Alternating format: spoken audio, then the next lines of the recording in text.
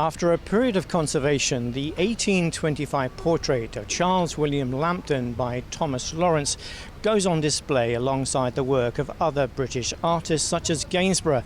The National Gallery says the portrait is of outstanding significance for national British heritage. This portrait of a young Charles Lambton was painted when Lawrence was the leading British portrait painter of the early 19th century. Considered a masterpiece, the painting was commissioned by Lambton's father, the 1st Earl of Durham. Christine Riding is curator for the exhibition. Lawrence emerges in the late 1780s as the heir to Thomas Gainsborough and Joshua Reynolds as the society portrait painter. And the collection at the National Gallery is very rich in the portraits that he painted in the early part of his career. So this painting from 1825 is at a moment when Thomas Lawrence is absolutely at the top of his game.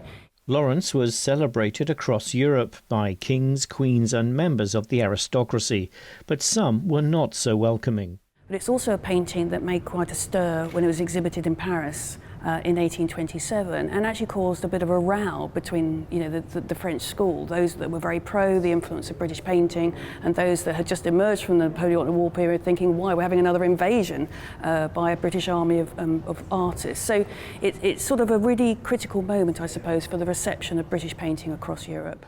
Lawrence placed his young sitter outdoors at night overlooking the sea with moonlight reflected on the water.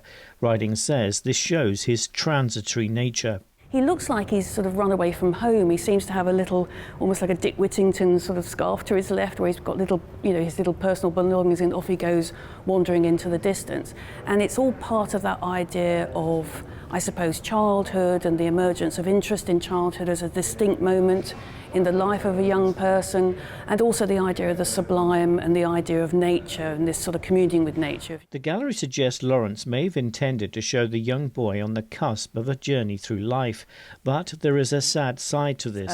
Charles Lambton actually doesn't achieve adulthood. He dies at the age of 13 because of tuberculosis.